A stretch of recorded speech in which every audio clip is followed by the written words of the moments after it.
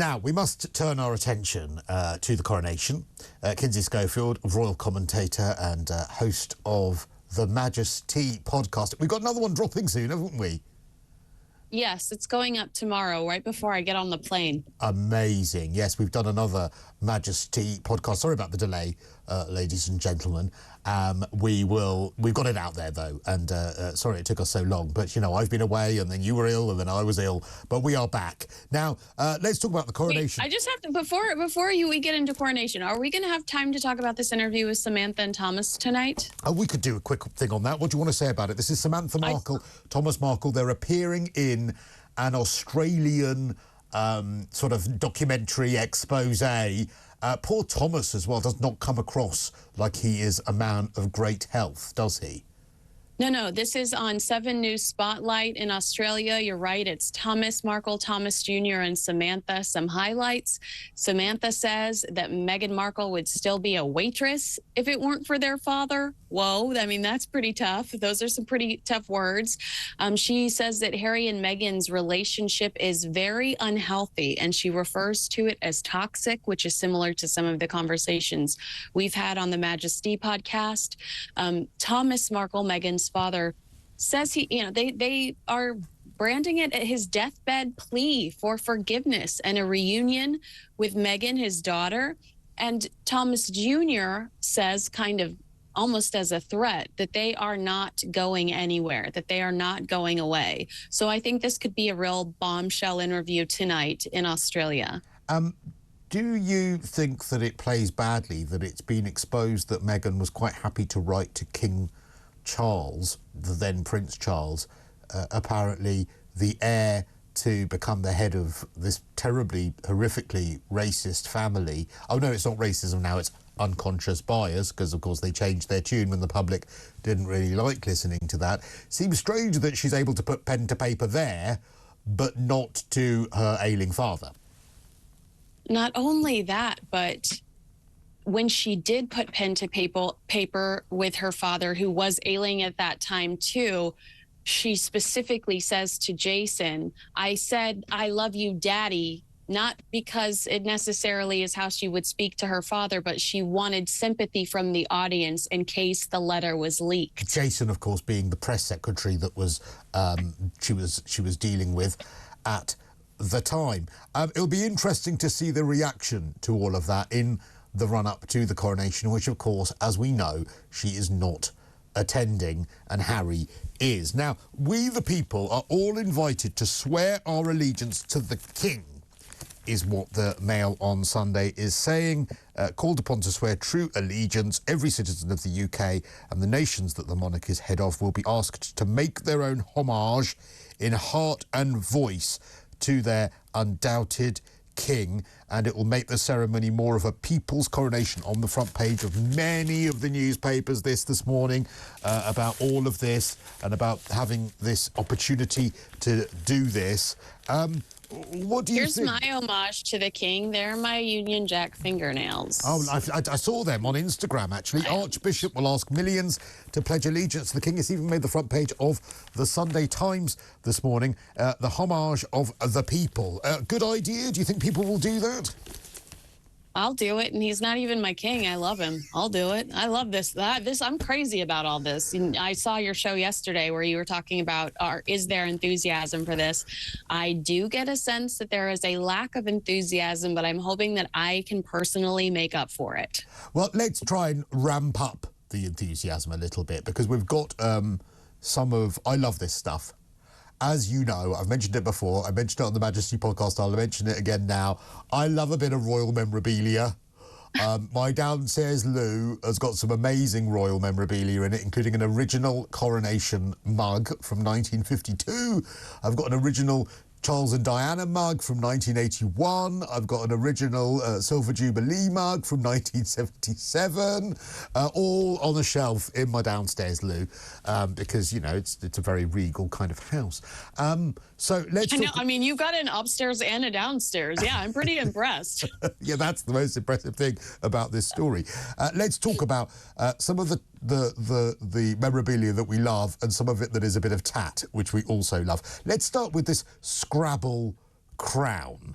Now, This is a crown that has been made solely out of Scrabble tiles. Now, we've got some footage of it. Brilliant. It's pretty amazing. Now, it's in honour of Scrabble's 75th anniversary and the forthcoming Coronation. It's a renowned British designer. Look at that, Justin Isn't that great? Smith. He's created this crown made of 319 Scrabble tiles. It's got hidden words written inside, and he had to spend hours designing it so that all the words are lined up. It's got words like play, it's got words like, I think coronation is in there, it's got words like word. It took 153 hours to make it, and it's on display in Westfield. But you wouldn't know that was Scrabble tiles. That's absolutely amazing, isn't it? It's so beautiful and it's such a creative. I mean, I would have loved to have been in the room when somebody came up with this idea. But you're absolutely right. It's stunning and just such a quirky, fun piece. Who would absolutely love that is King Charles, because he is a wordsmith. He would just think that that was a hoot. Actually, you're very right, actually. And again, Scrabble, great traditional game, and a great game as well. And, of course, the Coronation as well. And you're quite right. I didn't think of that, actually. Charles would absolutely love that because he's all about words, all about writing letters, all of that. So that's on display in Westfield in London until the 6th of May, if you want to see that one. I've got another one here as well. Now, I know that you love this one, and that is these royal placemats. Well, they're actually... I don't know how big they are. Are they actually full placemats? Wait, do you want to see them? I have them right here. I'm going to have to get up for a second. Oh, I got yes, them please. in the mail Have you actually got them? Wait, I got another one, too, that I well. didn't tell you about. Hold on. Just entertain some. Sing something or something. God save the king. Oh, do it quick. I don't know how to talk on the TV unaided. What am I going to do? I have no idea. I could never know how to do that. They're called Drunk Royals round placemats. I'm not sure whether they're drinks coasters or they're actual placemats for that are the size of plates. Oh, they are. They're full-size placemats. Now, they're not cheap. They're $480. And have you received them? I can't believe it. I knocked over one of my lights. That's why I'm looking a little dark in here. Wow, let's have a look. That is amazing. It's Camilla. This is Camilla. What's she having? A gin and orange there. That is brilliant. Yeah, looks like she's having a little mimosa, but they're like wood. They're wood, so it's like, I think I'm going to hang them on my wall, each with a plate holder. Let me find the king really quick. This is, as well, it's Ashley Longshore. Ashley Longshore that has created these, and we absolutely love them. AshleyLongshore.com. Wait, look at this one that I got too, Cristo. It's a porcelain tray. And that's not part of this collection, though, is it? No, this is a different one. This is that Ashley Longshore as well? Yes, it is a young queen drinking a glass. With this collection, it's an older queen drinking. Well, on this collection, they're all a bit drunk as well. Yes. Who would have thought of that? It's such a brilliant idea. Let's do some memorabilia of royals a bit drunk. So I love these. Let's do a bit of tat as well. We love a bit of tat. Should we do the Chocolate King Charles? I've got one of these. Now, I'm all about this. This makes me like hungry. I'm ready to grub. This is done by Mars. It used 2,875 celebration chocolates. Oh, hang on, we've got the wrong footage on at the moment. Those are the placemats which are on screen at the moment. There we go. There he is. There he is. 2,875 celebration chocolates, 23 kilos of chocolate that has gone into that. But how brilliant, how realistic is it? It is very realistic, but it's like I said, like to you the other day, it's giving me the Windsors vibes because the face looks very much like the lead in the Windsors. And also, yes. I mean, just think, you got 700 calories worth there just in his nose. I know. I have diabetes just looking at that. You do, just literally from his nose. So that's absolutely beautiful. Let's do the royal biscuits, because I love a royal biscuit. Now, these ones are from Biscuiteers, and they're Coronation biscuits. I don't think they are particularly cheap. They're about £58 for the tin, but they are so beautiful. You've got a Union Jack one, you've got a couple of Coronation horses, you've got a crown, you've got a bottle of bubbly. Absolutely. Look at those. So great. I wouldn't want to eat that. That's so pretty. Yeah, I would. I would. I'd look at it for about 10 minutes and then I'd have it dunked in my tea.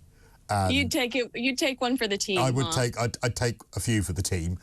And then my final one, which I only saw today, and this one is misguided. Now, Sven Hughes, who is a brilliant contributor to this programme now and then, he was in Marks and Spencer's the other day, and what Marks and Spencer's are doing are these Coronation meringues, and he put them on Facebook because he thinks that they look like there's actually been a murder.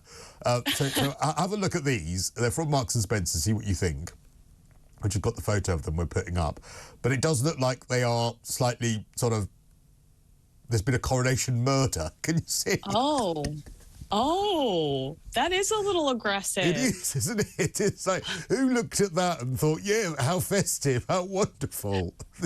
Oh, yeah. All it needs is a little caution tape behind that Union Jack. Exactly. It looks like there's been, you know, someone was making dessert. It looks like basically there's been a murder on Great British Bake Off. That's what it looks like. Someone's come in and attempted to murder Prue Leith. And that's the scene that was left behind. So that's our roundup of Coronation memorabilia and a little bit of Coronation tat. You're going to be buying all of this, of course, when you're here in the UK, which is from tomorrow now. You arrive, what, tomorrow evening?